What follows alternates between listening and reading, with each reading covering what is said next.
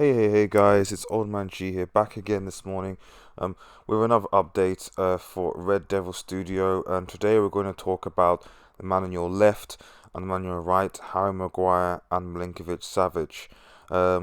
Yeah, guys, as you know, maybe say 2 days back, it was announced by Sun Sports that Harry Maguire to United was essentially a done deal, and a medical was due to be done within the next 24 to 48 hours.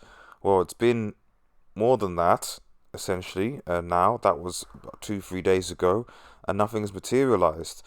And the latest reports essentially show that um, there's a bit of frustration on behalf of Manchester United and Leicester City. Essentially, it all comes back down to the valuation. I don't think United are prepared to meet um, Leicester City's 80 million valuation of Harry Maguire. They're not. They don't think he's worth it. And to be honest, I agree. I don't think he's worth 80 million pounds. I think if we're going to spend that amount of money, we might as well get a top quality centre back, pay more sort of for a top quality centre back, um, than get Harry Maguire. He wants to leave. Clearly he has said it's frustrating, but according to latest reports, from Sky Sports, Manchester Evening News, etc., um, just Man United just aren't really prepared to meet the valuation really. So I don't. I'm assuming the 60 million plus 20 million pounds is not good enough, or they just don't want to go down that line. Um, it's a difficult one. As I've said multiple times before, I do feel that we need a centre back. I feel that is very, very important. But are you prepared to spend 8 million on a centre back from Leicester City and Harry Maguire? I think that it's not completely unreasonable for Manchester United to go. Actually, um, you know, there must be a different way, or there must be an offer because it's not worth it. So really, what's got to happen is Harry Maguire has got to push, has got to hand the transfer request, has got to push to leave the club, and that potentially gives United a stronger position. Leicester are under no obligation to sell Harry Maguire at the end of the day, and this has been our problem with a lot of in the seasons, that a lot of the players that we were linked to, um, much like with players linked to Pogba and Lukaku, the clubs are under no obligation to sell their players, and so they put a transfer fee. This is how much we want. You pay up, or basically nothing happens. And because United have the money, a lot of clubs are willing to amp up the price. If this was Tottenham, even to a certain extent Chelsea, um, Liverpool, so on, Arsenal, people know that they don't, and so you get scenarios where, like, Kieran Trippier going to Atletico Madrid, for example, for 20 million. There just isn't as much haggling. Unfortunately, I think a lot of clubs in Europe and in the Premier League, will take advantage. And I mean, the latest quotes, say that United are not going to have the mick take out of them, as it were, in the transfer market. So I think there's a general understanding in the United hierarchy, and presumably by Ed Woodward, that United don't want to be bitten again in the transfer window by spending millions of pounds, and they have spent hundreds of millions of pounds to get transfers that have basically not worked out, because unlike Arsenal, you can't say that money hasn't been spent on the squad, although maybe the recruitment hasn't been great, but money still has been there. And so you could say, well, we've been charged more ultimately for very average players. And that's just something that presumably Edward Wood and the United don't want to win again. So if it means using youth, then so be it.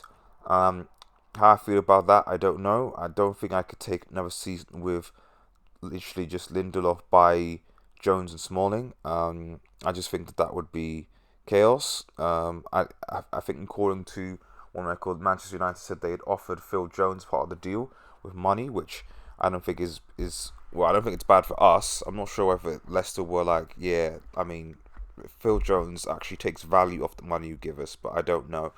Um, but yeah, it's tell me what you think, guys. Do you think and I'll post it on. Do you think Harry Maguire is worth 80 million? I'm gonna put a poll on Twitter this morning. Do you think that Harry Maguire is worth 20 million? Let me know. Please like, share, and subscribe. Click that bell to get notifications for the latest videos coming from Red Devil Studio, and follow us on Twitter at WeAreUnitedX. So on to the last bit of news, basically a Milinkovic-Savic update. So basically, according to Sky Sports Italia, United are going to make a bid of around 72 million for Milinkovic-Savic. Although whether this is going to be enough remains to be seen, as Lazio continue to hold out more. Now, I've always said about this is that that I don't see Milinkovic-Savic as a priority signing for United, in the sense that I don't think United will go all out to get Milinkovic-Savic, assuming that Paul Pogba stays. The difficulty, as I've always said, is that the English transfer window closes before everybody else. And so my worst case scenario is that the transfer window closes and then we get really good bids in for Lukaku and Pogba, who will push for a move away. We accept those bids, and yet we don't have replacements because we can't sign replacements until maybe January, and even then that's probably too late. And we didn't sign any players in January this year. So that's my big issue. The players that we brought in, the players that we're rumoured to bring in, are not Pogba or Lukaku replacements. So it's... Yes, we might not be have Milinkovic-Savic as a priority, in quote, but at the very least we need to have him. I believe because we need alternatives to Paul Pogba as well, because we don't really have many attacking midfield options outside of Paul Pogba, I believe. But also because if Paul Pogba goes, then essentially United have lost three midfielders in Herrera, Fellaini, and Paul Pogba, and we haven't brought anyone in to replace them. And that's assuming that we sign Bruno Fernandes and Harry Maguire, an extra midfielder, etc., which is still yet to be confirmed or guaranteed. So it's just a difficult one, guys. Like I said, this transfer window has been very, very frustrating, to be honest. And I'm hoping that in early next week we can get these deals solidified, sorted out, end of story, because the new season is starting in just over 2 weeks, I believe. Maybe just 3 weeks or so. And we've yet to complete our transfer business. To be fair, most teams have not been particularly active. Man City and Liverpool have not been particularly active in this transfer window. But to be honest, they're so far ahead.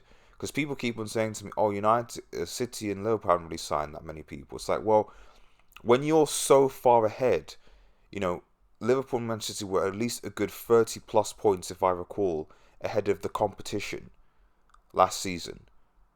30 plus points. We were at least, I think, 35 points behind those guys. When you're that far ahead, you don't need to add many players. Maybe one or two tinker it, but that's about it. So it is up to United, Arsenal, to add players to their squad, to rethink tactics, to really push to close that gap. The onus is on us, not on them.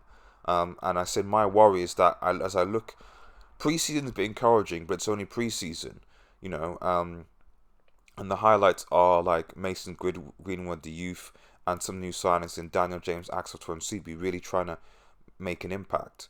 But outside of that, the core spine of the team seems very much similar to what we had last season. And I just think that as we go into next season, that's a bit of a cause for concern. So yeah, watch this space on Milinkovic-Savic. Thanks for listening, guys. Once again, please like, share, and subscribe to Red Devil Studios. Smash that notifications button. Ding-a-ling-a-ling. Have a nice day, guys. Follow us on Twitter at WeAreUnitedX. Take care and cheers.